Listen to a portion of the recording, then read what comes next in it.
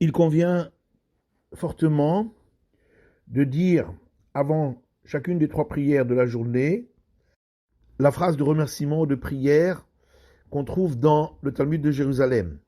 Avant la prière du matin, de dire en hébreu « Je te suis reconnaissant, Éternel, notre Dieu Tout-Puissant et le Dieu Tout-Puissant de nos pères, pour le fait que tu m'as fait sortir de l'obscurité à la lumière, puisqu'on est sorti de la nuit au jour. » Avant l'office de l'après-midi, de dire « Je te suis reconnaissant, Éternel, notre Dieu Tout-Puissant et Dieu Tout-Puissant de nos pères, que de la même manière que tu m'as fait mériter de voir le soleil lorsqu'il était à l'est, de même tu m'as fait mériter de le voir à l'ouest. » Et avant l'office du soir, de dire que soit ta volonté, Éternel, notre Dieu Tout-Puissant et le Dieu Tout-Puissant de nos pères, que de la même manière que j'étais dans l'obscurité et tu m'as fait sortir la lumière, de même que tu me fasses sortir de l'obscurité à la lumière.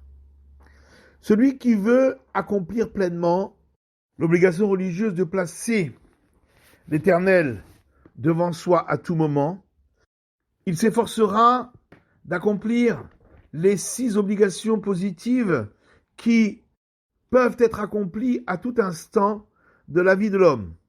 La première, croire qu'il y a un Dieu unique dans le monde qui a créé tout ce qui s'y trouve, et c'est de par sa volonté qu'il y a tout ce qui y existe, et il nous a fait sortir d'Égypte et nous a donné la Torah.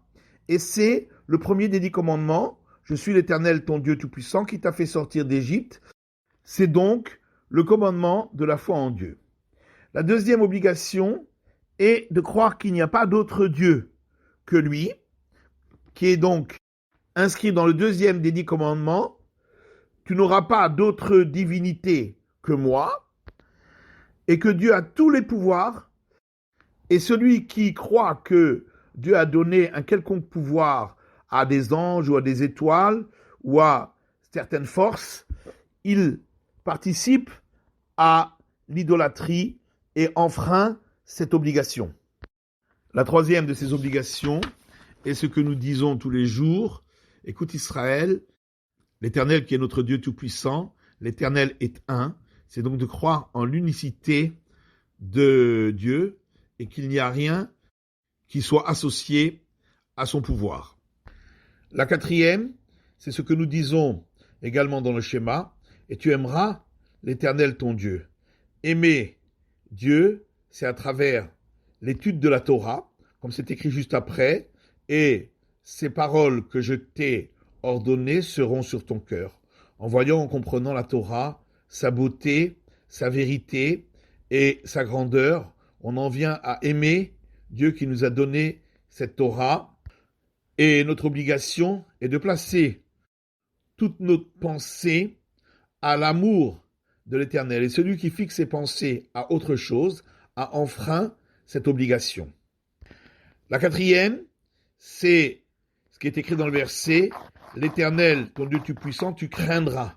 La crainte du ciel doit nous amener à nous empêcher de fauter contre lui.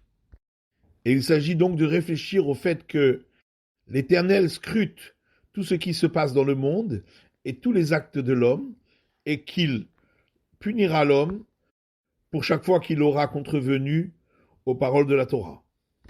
La sixième obligation qu'on trouve à la fin du schéma est « Vous ne vous détournerez pas après vos cœurs et après vos yeux ». Et nos sages disent « après vos cœurs », il s'agit des pensées d'apostasie. Mais ça inclut également toute pensée et toute idée qui va à l'encontre des règles de la Torah. Et après vos yeux, il s'agit des images qui donnent lieu à des pensées lubriques et à tout ce qui a trait aux mauvaises mœurs.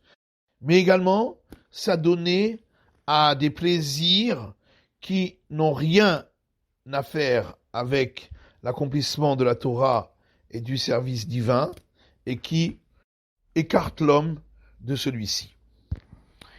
Il faut savoir que lorsqu'on a dit qu'un homme ne doit pas prêter attention à ceux qui se moquent de lui lorsque il fait le service divin, mais que non plus il ne doit pas se disputer avec eux, mais rester totalement indifférent. Ça, c'est uniquement lorsqu'il s'agit de personnes qui veulent uniquement se moquer de son accomplissement des règles religieuses. Mais lorsqu'il s'agit de personnes qui veulent faire de nouvelles institutions dans un endroit pour écarter les gens de l'accomplissement de la Torah, dans ce cas-là, si on n'arrive pas à les en dissuader de manière diplomatique, on se doit de se disputer avec eux publiquement, de les haïr et de faire tout ce qui est nécessaire pour les empêcher d'arriver à leur fin.